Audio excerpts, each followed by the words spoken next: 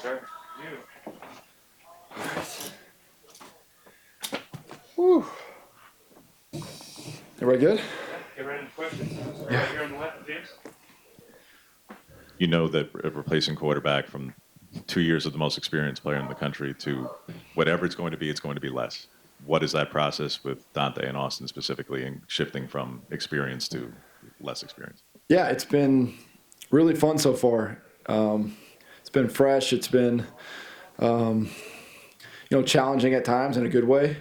These guys, the good thing about them, Dante's in year 2, Austin's in year 3, Brock Thomas is in year 3, Luke Moga's in year 2. Even though Dylan had a lot of experience last year, which is invaluable, and played a great standard for us and Heisman finalist, all the stuff that you guys know, he was still in year 1, So there was challenges in that aspect too for me and for our staff. But these guys have been professional from day one. They attacked us all season like champs, and I think through the first 2 days they've all shown a good understanding of our offense. And I think the sky's the limit for that group. I do feel like we have guys that are in there that can win games for us, and we'll figure out over the next 5-6 months who that guy's going to be running out against Montana State. But for now, they're all working their tail off and doing a really nice job. On the left there. What is it you like most about that group, I guess, between the years? You kind of touched on some of it. I'm just, it's a young group, but I'm just kind of wondering what that looks like in terms of being receptive to your coaching and everything. Yeah, totally. It is young, for sure, in terms of experience. But Austin got the chance to learn from Bo when he was here. He's still really close with Bo. He's actually going to visit with him this spring break and hang around him. So he had great mentorship from Bo. And Dante and Luke and Brock and Brock got to hang around Bo as well. But all those other guys, were around Dylan last year and saw how he acted as a fifth-year player. And so they've all done a really good job so far of just keeping the main thing, just trying to grow every day. And not try to press. Anytime there's, this type of hype around a quarterback competition, guys try to press, guys try to see, this guy threw a deep ball and completed it in practice, well, then I got to do it. I've just challenged them, just run the offense. Just take each play as its own and do a good job with that. And again, they've done a really, solid job so far. Right, Zach. This group of quarterbacks is obviously very different in skill set than Dylan was. What is that difference, between all of them? What does it allow you to do in the offense? What does it kind of present for you as a whole? Sure, we're still in the early stages of figuring that out. It's really just base install these first 2 days. But yeah, I mean, I've had Hudson Card at Lake Travis, who was a dual threat kid. At Frank Harris at UTSA, who's dual threat. Bo could run as well. Dylan. So they've all been different, but to me, they've all been uber competitive and been able to just distribute the football and be high completion percentage guys and have all been winners. So that's the ultimate thing I'm looking for is who can we win with, and hopefully we got a good amount of guys in that room that we can win. But we all know that there's going to be one guy out there on Saturdays, and it's all to be determined. Back left, Matt. Well, when you look at your board, you look at your position groups, just what stands out about this offense going into year 3 for you? I think it's kind of all the same theme. We have, we added guys to our roster that had experience at other places, but not having experience in this offense and here at Oregon. So it's like a weird veteran team because there's not a lot of production, but there is guys that have played a good amount of football. So it's going to be a challenge to get guys ready to go by September, but I'm looking forward to it. I think we added depth where we needed to. Our running back room's deep. We have some kids at wideout that have shown the ability to make plays here at Oregon, but might not have the numbers that a Tez or a Trayshawn or Troy Franklin had. But I believe in them. I think they're really, really good players. Kenyon Siddique's one of the best players in the country. Glad we have him back. We have Poncho back at center. We added some pieces again on the offensive line that I think will be major impact players for us. But it's going to be a challenge and a good challenge. And I know all these guys are grinding every single day to be at their best. And, And yeah, they're doing a really good job so far. Far left, James. You touched on it there, Will, with the offensive line transfers specifically. You had guys returning last year, but it was a little bit of a mishmash throughout the offseason, and then the start of the season had a little bit of a hard time. For a unit that needs that kind of cohesiveness, what's the challenge when you bring in 3 transfers, experienced as they are, but they've got to learn calls and language and vernacular and also develop chemistry as a group? Yeah.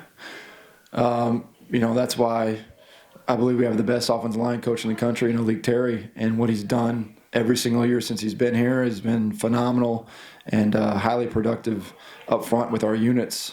But the good thing about how we practice and how we prepare for our fall season, we get so many opportunities for walkthroughs and spring ball practices, and then we kind of rinse repeat in the summer and then have a whole new slew of practices in fall. So we get a lot of time, but time is ticking, so it is our job to make sure these guys are clued in and ready to roll.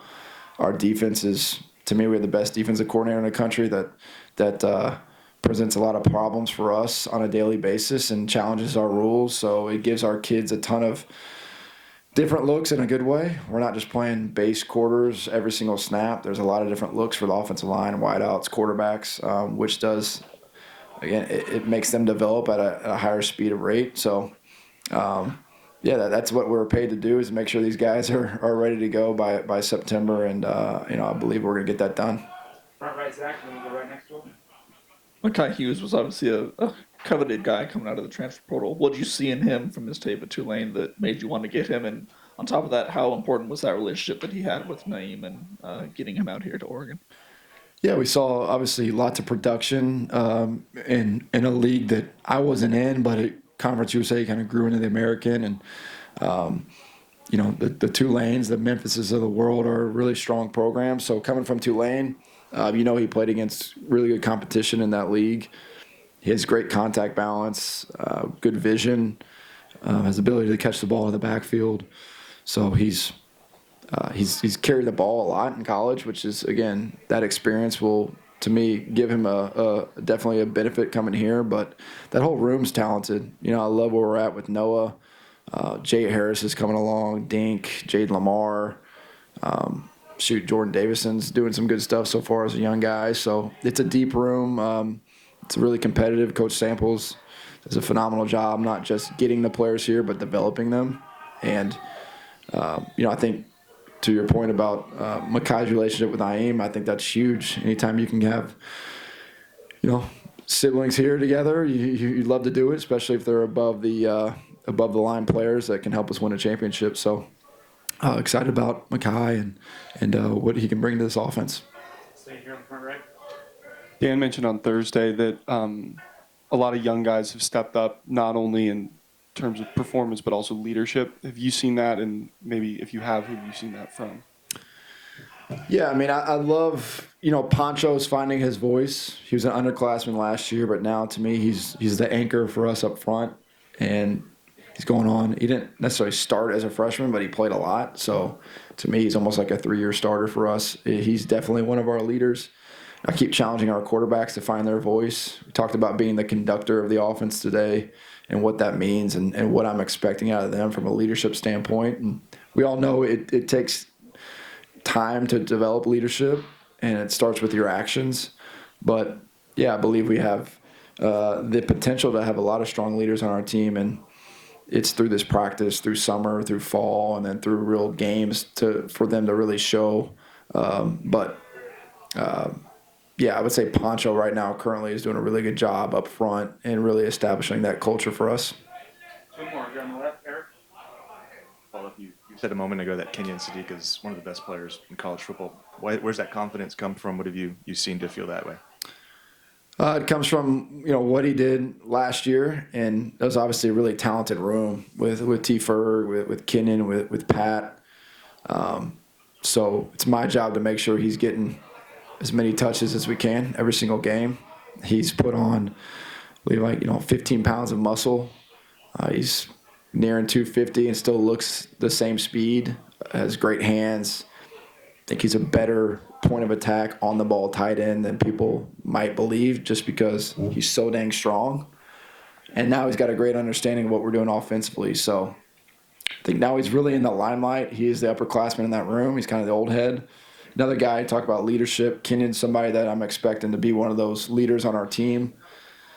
He provides so much value in the pass game, in the run game, RPOs. He's a very special player. I mean, I think I really do believe he's one of the best players in college football. So it's my job, it's our job to make sure that he shows that ability this season.